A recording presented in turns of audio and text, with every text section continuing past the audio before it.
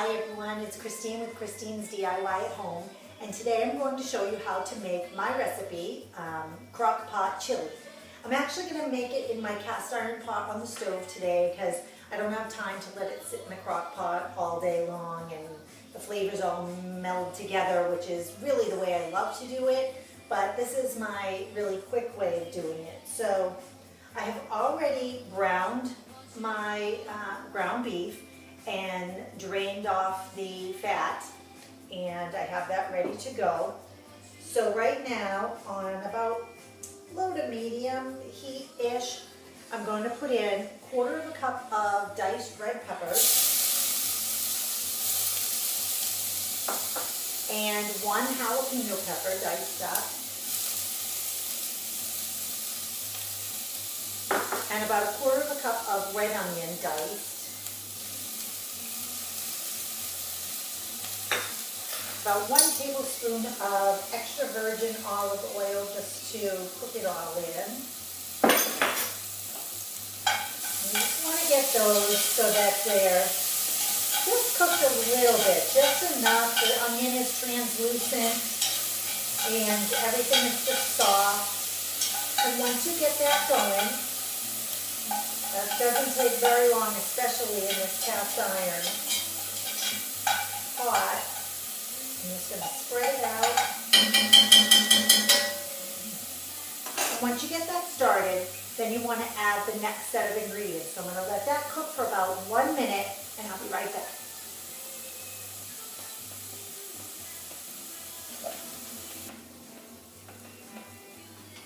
Okay, so those have cooked down enough that they're all soft. So we're going to add the next set of ingredients.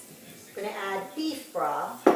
Now, I always buy the organic, no salt added, really nothing extra added to it, just plain out beef broth.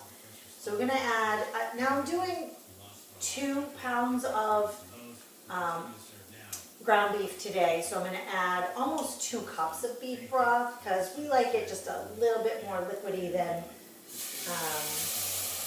chunky. So about 1.5 to 2 cups of beef broth. And I make my own chili sauce, which I'll put that recipe up for you.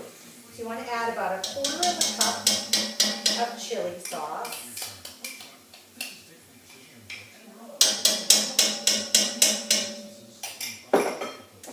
And then you want about 1/4 teaspoon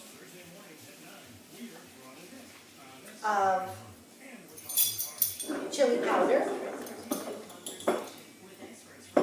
So you know what, go with about 1/2 teaspoon of chili powder.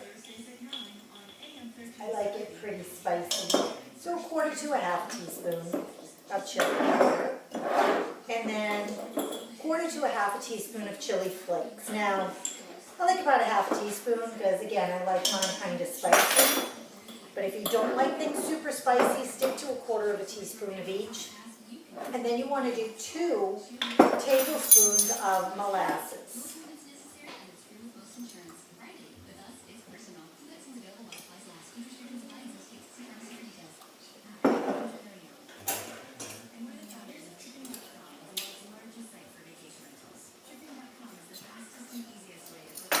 And then just mix that all together so it's nice and blended.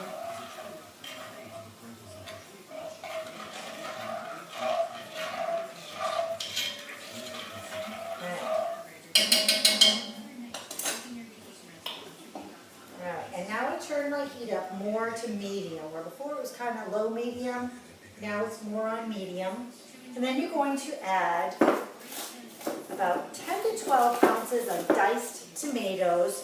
I drain most of the liquid out of these, but there's still just a little bit in. So you add 10 to 12 ounces diced tomatoes.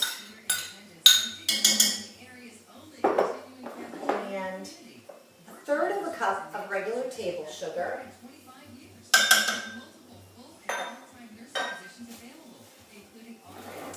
And my secret ingredient, because I'm not good at baking beans. The first time I made this, I tried to use regular beans and didn't really realize I needed to soak them overnight and everything, so they were crunchy and horrible. And So lesson learned, but I actually found a little cheat that I'll let you in on, and I use baked beans from the can. I drain all the sauce, rinse them really, really, really good. Doesn't matter which brand you use, whichever one you like the best. And then that's it. So I use about a 14, 15 ounce can of baked beans. Again, drain them and rinse them really, really good. And then the last step is to add the beef. And make sure you just mix it well. There we go. Add that all right in there. Oh, smells so delicious. You just add that right in, stir it really good. And then you're going to want to let this simmer.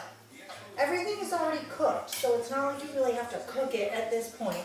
But you want the flavors to meld together. So you're going to want to let it simmer on low heat for probably a good hour anyways, okay? Just mix it really, really good. Get all of those onions and peppers and everything right through that hamburger. There you go. Now it's on medium. You want to get it so it's a little bit bubbly, then turn it down onto low and let it simmer for an hour. Okay? And that's it. And when it's all done, I'll show you a picture of it and what it should look like. And enjoy. Thanks for watching.